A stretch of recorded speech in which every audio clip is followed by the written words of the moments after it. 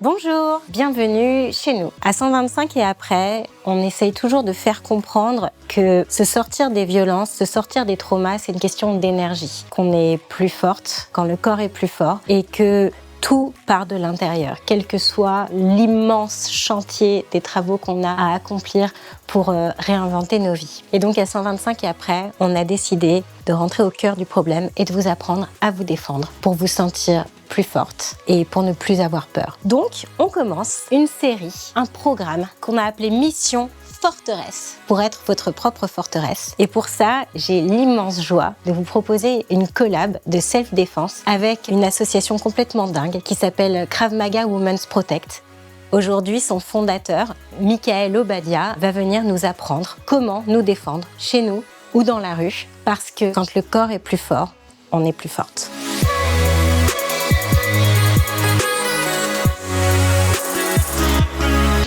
Je mets quand même une petite alerte. On va simuler des situations violentes. Ça peut rappeler de mauvais souvenirs.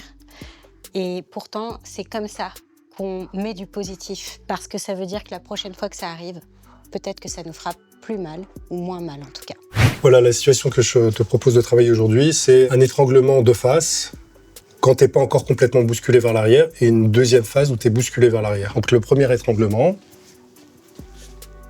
je te propose de dégrafer au niveau des mains et simultanément d'envoyer le coup de genou.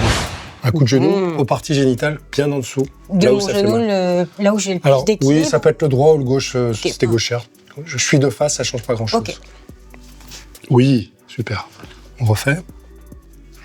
Tu m'auras demandé, ok. Il faudrait que tu frappes un petit peu en dessous. En fait, l'efficacité de ce mouvement, c'est le genou. C'est déjà de dégrafer un petit peu au niveau de la gorge. Alors, ce que tu vas faire, c'est que tu vas mettre tes mains un petit peu en bec de canne et tu vas les mettre les plus proches possibles de mon pouce pour ne pas être sur là où t'es les trop avant-bras fort, là où toi. je suis fort. Alors que exactement. là, t'es faible. Là, je suis plus faible, exactement. Très bien. Alors, tu vas en même temps que tu vas faire ça, tu vas un tout petit peu baisser tes coudes. Et si la personne est très forte, peut-être que tu vas pas beaucoup bouger ses mains, mais tu vas reprendre ta respiration. Et l'efficacité du mouvement, ça va être le coup de genou qui va passer bien entre les jambes en remontant. Okay. On refait. Oups. Très bien. Pardon. Oui, c'est efficace. Donc. Alors, je la remets.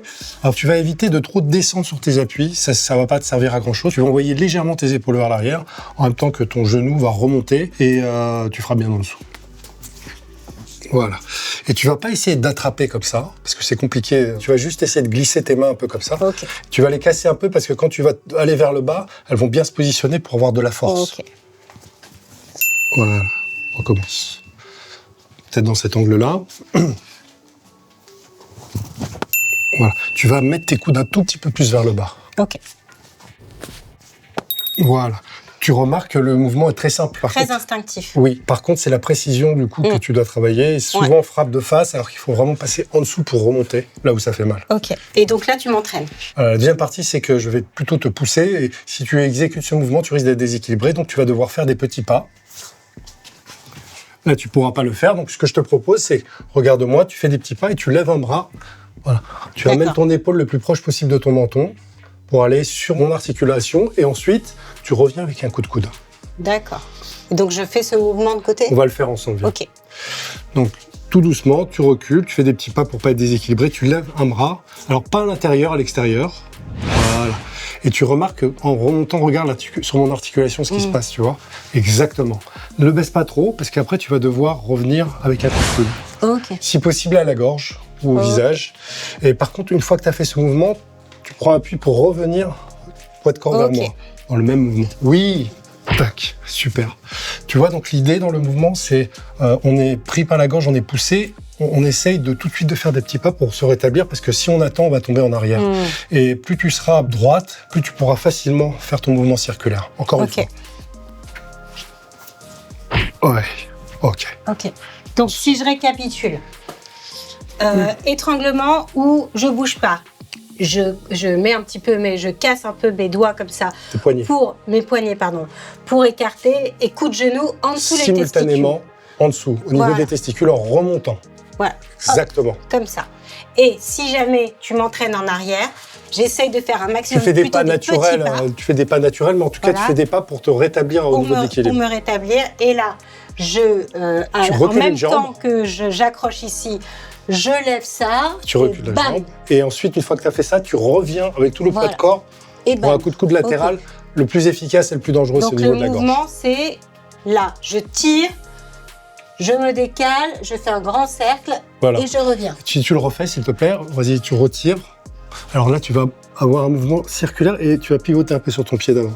Tac, tu vois, et ensuite tu reviens. Boum. Parce que le pivot permet, en fait, tu vois, à l'épaule de bien faire ce mouvement. Je tourne et boum. Exactement. Ok. Voilà. Voilà pour cet épisode. Il y en a plein d'autres, donc je vous invite à les regarder, à les re-regarder, à vous entraîner chez vous, dans la rue, dans les toilettes, quand vous pouvez, quand on vous voit pas. Et à très bientôt. Oups. Très bien. Pardon. Oui, c'est efficace. Tu gardes.